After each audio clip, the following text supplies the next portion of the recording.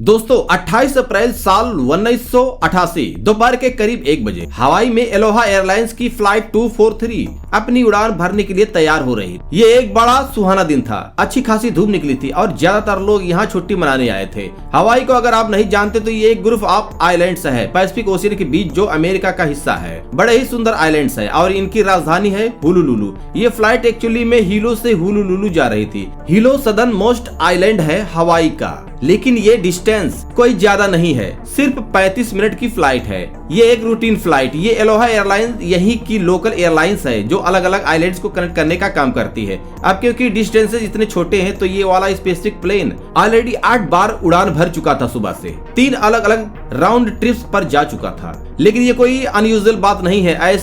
ऐसे प्लेन्स के लिए ये बिल्कुल नॉर्मल चीज है। सब कुछ जैसा चलना चाहिए वैसे चल रहा था। पैसेंजर्स बोर्ड करते हैं, फ्लाइट के दरवाजे पर किए जाते हैं और ठीक 1:25 पर ये फ्लाइट उड़ान भरती है। बस एक अनयूजुअल चीज होती है यहाँ पर। जब एक पैसेंजर बोर्ड कर रही थी प्लेन में तो दरवाजे के अंदर घुसने से पहले उसने साइन में देखा कि जो प्लेन की बॉडी थी अलग अलग सीट्स होती हैं जो रिवेट से अटैच होती हैं, तो एक सीट में थोड़ा सा क्रैक दिखाई दिया। लेकिन उसने यह चीज किसी को बताई नहीं। यह सोच कर कि क्या फर्क पड़ता है, इतनी रेप्यूटेड एयरलाइन है। ये प्लेन रेगुलरली उड़ता रहता है, इसके रेगुलर इंस्पेक्शंस होते रहते हैं। अगर कोई दिक्कत होती थी ये लोग नोटिस कर लेते, पक्का ये छोटी मोटी कोई गलती होगी। लेकिन यह एक गलती कितनी भारी पड़ने वाली थी कोई सोच भी नहीं सकता था। प्लेन के उड़ान भरने के सिर्फ 10-15 मिनट बाद ही एयर होस्टेस ट्रॉली लेकर आती हैं और पैसेंजर्स को ड्रिंक सर्व करती हैं। सीट बेल्ट साइन अभी तक हटा नहीं था क्योंकि आमतौर पर यह तभी हटता है जब प्लेन क्रूजिंग एल्टीट्यूड पर पहुंच जाता है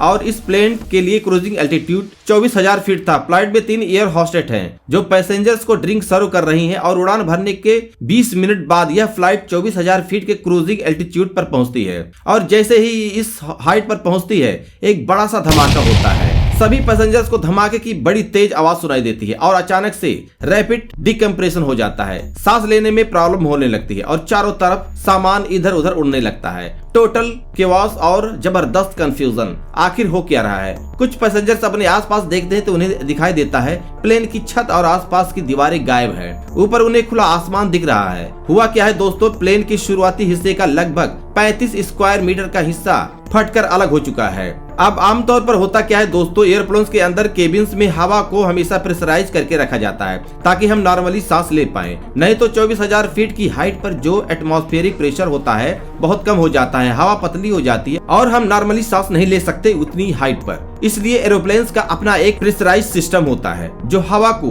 पंप करके रेगुलेट करके रखता है। अगर किसी कारण से ये सिस्टम खराब हो जाए और एरोप्लेन उतनी ही एल्टीट्यूड पर उड़ रहा हो, एजेंसी के केस में वो ऑक्सीजन मास्क ऑटोमेटिक खुल जाता है। आपने सुना होगा ना, वो सेफ्टी ब्रीफिंग्स में हमेशा कहते हैं in the event of loss of cabin pressure oxygen mask will drop. In oxygen mask में टाइपिकली 15 से 20 मिनट की ऑक्सीजन होती है जिस समय में पायलट को प्लेन को नीचे लाना होता है और एक ऐसे एल्टीट्यूड पर ले जाना होता है जहां पर नॉर्मली सांस ली जा सके। ये हो गया 10,000 फीट के नीचे। अब हमारी इस कहानी में फ्लाइट 243 में क्या हुआ? ऑक्सीजन मास्क नीचे तो टपके लेकिन ऑक्सीजन मास्क सिस्टम काम ही नहीं कर रहा था। प्लेन की छत फटने की वजह से ऑक्सीजन मास्क सिस्टम भी पूरी तरह से तबाह हो चुका था। लोगों को हाइपोक्सिया का डर इमीडिएटली सताने लगा। ये वो कंडीशन है जिसमें आपकी बॉडी को सफिशिएंट ऑक्सीजन नहीं मिलेगी तो आप बेहोश हो सकते हो, मर भी सकते हो। कुछ सेकंड्स में लोगों को चक्कर आने लगे, कंफ्यूजन होने लगा और ऐसे केस में 1 से 2 मिनट लगता है सिर्फ बेहोश होने में। मिशेल होंडा एक एयर होस्टेस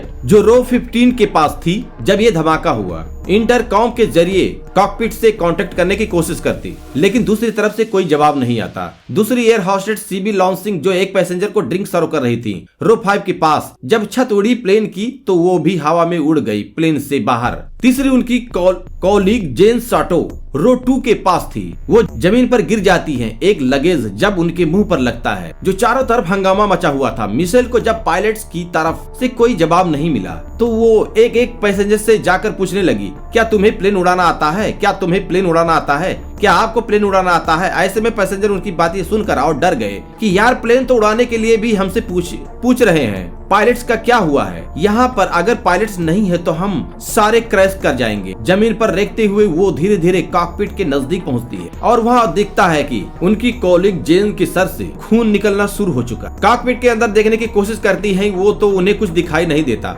कॉकपिट का व्यू पूरी तरह से ब्लॉक्ड है। कुछ चंद मिनट यहाँ पर बचे हैं जिसके बाद ये सारे पैसेंजर बेहोश हो जाएंगे और मारे जाएंगे। लेकिन हाइपोक्सिया के खतरे के अलावा ये पैसेंजर्स बहुत तेज हवाएं भी सह रहे हैं। ऑलमोस्ट 500 किलोमीटर प्रति घंटे की स्पीड से हवाएं चल रही हैं। आंखें खोलना मुश्किल हो रहा है और साथ ही साथ जो तापमान है वो -45 डिग्री सेल्सियस का है। इस हाइट पर अगर ऑक्सीजन किसी तरीके से मिल भी गई तो इतने ठंड में ज्यादा देर तक जिंदा रहना पॉसिबल नहीं है, क्योंकि ज्यादातर पैसेंजर्स ने निकरे और टी शर्ट पहनी हुई है। हवाई एक ट्रॉपिकल जगह है जहाँ पर लोग बीचेस और जंगलों को देखने जाते हैं। यहाँ कभी बर्फ नहीं गिरती तो कोई भी पैसेंजर्स इस टेम्परेचर के लिए प्रिपेयर्ड नहीं है। मिशेल इकलौती एयर होस्टेस जो होश में बची है वहाँ पर पायलट्स को बार बार कांटेक्ट करने की कोशिश करती रहती है, लेकिन कोई जवाब नहीं आता। इस सारे खतरे के बीच एक अच्छी खबर यह थी कि पायलट्स एक्चुअली में जिंदा थे, और जिंदा ही नहीं दोस्तों, पायलट पैसेंजर से कहीं ज्यादा बेहतर कंडीशन में थे। उनका ऑक्सीजन मास्क थैंकफुली काम कर रहा था। कमांड संभाले हुए थे 44 साल के कैप्टन रॉबर्ट सॉन्सथाइमर, एक बेहद एक्सपीरियंस पायलट जो 11 साल से एलोहा एयरलाइंस के लिए काम कर रहे थे। इनके साथ दूसरी तरफ थी 36 साल की फर्स्ट ऑफिसर मिमी टॉम्किंस। जब वो धमाका हुआ था दोनों को एक बड़ा झटका लगा था और पीछे मुड़ के जब दोनों ने देखा तो उन्हें दिखाई दिया कि प्लेन की छत गायब थी और कॉकपिट डोर भी मिसिंग था। बहुत सारा मलबा चारों तरफ फैला हुआ था, लेकिन दोनों इमीडिएटली काम पर लग जाते हैं। सबसे पहले अपना ऑक्सीजन मास्क पहनते हैं और हालातों को समझते हुए एक इमरजेंसी डिसेंट करने का निर्णय लेते हैं। करीब 500 किलोमीटर प्रति घंटे की स्पीड से वो 4100 फीट पर मिनट डिसेंट करते हैं। लेकिन वक्त का ये खेल सिर्फ प्लेन को थोड़ा सा नीचे लाने तक सीमित नहीं था। इनके लिए एक दूसरी और भी बड़ी प्रॉब्लम सामने आती है। पता चलता है कि इस हादसे की वजह से जो प्लेन का नोज है, आगे वाला हिस्सा जिसमें बैठे हुए हैं, वो थोड़ा सा नीचे हो गया है 1 मीटर से। सिर्फ प्लेन का जो जमीनी हिस्सा है उसकी मदद से ही कॉकपिट और केबिन एक साथ जुड़े हुए हैं अभी भी। अगर ज्यादा देर तक ये ऐसे ही उड़ते रहे तो झुकते झुकते ये दोनों हिस्से टूटकर एक दूसरे से अलग भी हो सकते। मिमी टॉम्किंस हुलुलुलु को कांटेक्ट करती हैं और उन्हें इन्फॉर्म करती हैं कि यहाँ क्या हुआ है। उन्हें कहा जाता है कि प्लेन को हुलुलुलु में उतारने की छोड़ो, माओबी में उतार लो, वो ज्यादा पास है। 1:48 वो माओबी टावर को कांटेक्ट करके सिचुएशन बताती है। इस वक्त करीब 3 मिनट हुए थे जब प्लेन से प्लेन की छत फटी थी, लेकिन थैंकफुली प्लेन 14,000 फीट पर आ चुका था। इस हाइट पर ज्यादातर पैसेंजर्स के लिए सांस लेना इतना मुश्किल नहीं था, और क्योंकि ये 3 मिनट के अंदर ही हो गया था, ज्यादातर लोग बेहोशी से बच गए और हाइपोक्सिया का रिस्क कम से कम खत्म हुआ। मिमी टॉम्किंस माओ एयरपोर्ट को कांटेक्ट करके कहती है कि सारी इमरजेंसी सर्विसेज अपनी तैयार रखो, कुछ भी हो सकता है। ढेर सारे फायर फाइटर्स और रेस्क्यू व्हीकल्स रनवे पर आकर तैयार रहते हैं। हर कोई इस प्लेन के लैंड करने का इंतजार कर रहा था। करीब 1 मिनट बाद प्लेन 10,000 फीट की हाइट पर आ गया, लेकिन एक और प्रॉब्लम सामने आई। सामने एक बड़ी सी 10,000 फीट की पहाड़ी द हालिया काला समिट या पहाड़ी माओवी एयरपोर्ट और प्लेन के बिल्कुल बीचों बीच मौजूद। कैप्टन रॉबर्ट्स प्लेन को धीरे करते हैं, 210 नॉट, 200 नॉट्स, 170 नॉट्स और धीरे करते रहते हैं। जितना धीरे हो सके उतना धीरे इसे उड़ाते हैं। अगर इससे नीचे चले गए तो फ्लाइट कंट्रोल करने में प्रॉब्लम हो सकती है, लेकिन इस 170 नॉट की स्पीड को मेंटेन करते हुए वो 2 आइलैंड के बीच में प्लेन को निकालते हैं। पहाड़ी से बचते हुए प्लेन टर्न करता है और एयरपोर्ट की तरफ मोड़ लेता है। ये वो पॉइंट था जब पैसेंजर्स की जान में जान आती है। उन्हें फाइनली रियलाइज होता है कि हमारे प्लेन में एक पायलट है जो न सिर्फ जिंदा है, वो प्लेन को ठीक ठाक उड़ा भी पा रहा है। जैसे जैसे रनवे की तरफ प्लेन नीचे आने लगता है, मिमी टॉम्किंस लैंडिंग गियर को नीचे लाती है। 3 सेट ऑफ व्हील्स होने चाहिए, 2 पीछे की तरफ, एक आगे की तरफ। पीछे वाले को मेन गियर कहा जाता है और इंडिकेटर दिखा रहा था कि मेन गियर तो सक्सेसफुली रिलीज हो चुका है, लेकिन जो नोज गियर है, आगे वाला व्हील है, वो नीचे नहीं आ पा रहा है। अब टेक्निकली देखा जाए बिना इस नोज गियर के लैंड करना तो पॉसिबल है। इस चीज को बेली लैंडिंग कहा जाता है। इमरजेंसी केसेस में कई बार किया जाता है, लेकिन इस स्पेसिफिक केस में जहां प्लेन का बीच वाला हिस्सा इतना कमजोर हो चुका है, छत ऑलरेडी मिसिंग है, पायलट को ये डर है कि अगर इस तरीके की लैंडिंग अटेम्प्ट करी गई तो पक्का प्लेन क्रैश कर जाएगा और अगर फ्यूल टैंक में कुछ हुआ तो ब्लास्ट भी हो सकता है। लेकिन इसके अलावा और कोई ऑप्शन भी नहीं है और करे तो क्या करें। पायलट्स डिसाइड करते हैं कि इसी तरीके से लैंडिंग करी जाए। जैसे ही रनवे दिखने लगता है पैसेंजर्स लैंडिंग के लिए तैयार होते हैं। कुछ लोग भगवान से प्रार्थना करने लग गए थे, दूसरी तरफ कुछ लोग अपने आसपास के लोगों से गले मिल रहे थे। शायद ये आखिरी बार हो कि वो एक दूसरे को देख पाए। ज्यादातर पैसेंजर्स अभी भी बहुत बुरी तरीके से डरे हैं और उसके पीछे कारण भी जायज था। जैसे जैसे प्लेन नीचे आ रहा था वो धीरे धीरे साइड टू साइड ऐसे हिलने लग गया था। पायलट ने रियलाइज किया कि लेफ्ट वाला जो इंजन है वो फेल हो चुका है। मैन्युअली रीस्टार्ट करने की कोशिश करी जाती है इस इंजन को, लेकिन अफसोस कुछ नहीं होता। इस वक्त रनवे पर मौजूद सारी इमरजेंसी सर्विसेज तैनात थी। Firefighters, ambulance, evacuation teams, हर कोई वर्स्ट सिचुएशन के लिए प्रिपेयर कर रहा था। किस तरीके से डैमेज को कम से कम रखा जा सके। 1:56 पायलट्स माउवी टावर से कहते हैं, we will need all the equipment you have got. जितनी इक्विपमेंट आपके पास हैं, हमें सबकी जरूरत पड़ेगी। इसी बीच रनवे पर खड़ा हुआ एक बंदा प्लेन को बाइनल से देख रहा था कि तभी उसे दिखाई देता है कि एक्चुअली में नोज गियर तो सक्सेसफुली रिलीज हो चुका है, यानी कि प्लेन को बेली लैंडिंग की जरूरत नहीं पड़ेगी। पायलट्स को इन्फॉर्म किया जाता है और पायलट की जान में जान आती। और फिर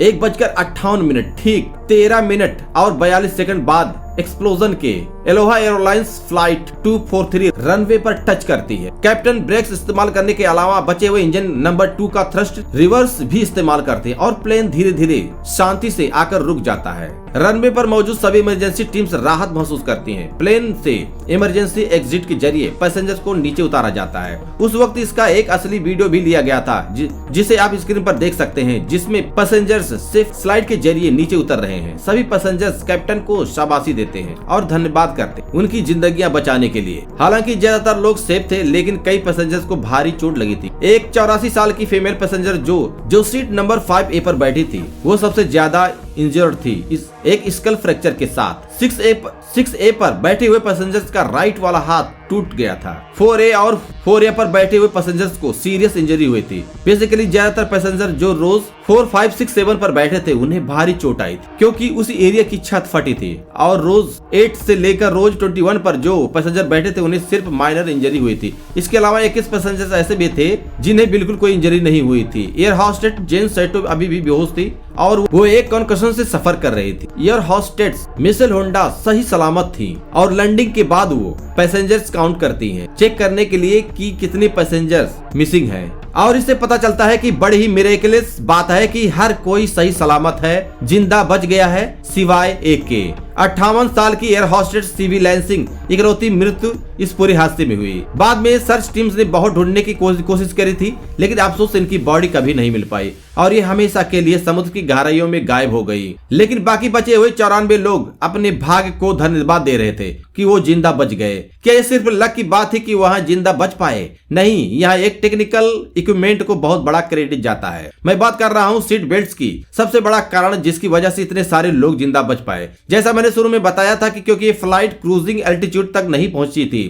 तो सीट बेल्ट साइन अभी भी ऑन था और लोग ने अपनी सीट बेल्ट लगा रखी थी। अगर रोज 4, 5, 6, 7, 8 में बैठे लोगों ने अपनी सीट बेल्ट न लगाई होती तो वो भी हवा में उड़कर प्लेन से सीधा बाहर जाते। इस हादसे के बाद जैसे ही खबर फैलती है, इस प्लेन की फोटोज दुनिया भर के अखबारों में छपती है। बिना छत की ये मिरेकल फ्लाइट। इसके बाद अमेरिका का national transportation safety board investigators की टीम भेजता है इस इंसिडेंट में इन्वेस्टिगेट करने के लिए आखिर क्या कारण जिसकी वजह से यह हादसा हुआ। इन्वेस्टिगेशन टीम बता करती है कि ये वाला जो प्लेन था ये 89,680 फ्लाइट साइकिल और 35,496 फ्लाइट आवर्स पूरे कर चुका था। इस प्लेन का जो फ्यूजलाज था, जो मेन बॉडी जिसे कहा जाता है, वो कमजोर हो गई। तो दोस्तों, अगर जो हमारी वीडियो पसंद आई तो हमारी वीडियो को लाइक कीजिएगा, शेयर कीजिएगा और हमारे यूट्यूब चैनल को सब्सक्राइब कीजिएगा। इसी के साथ नेक्स्ट वीडियो मिलेंगे। जय हिंद, वंदे मातरम।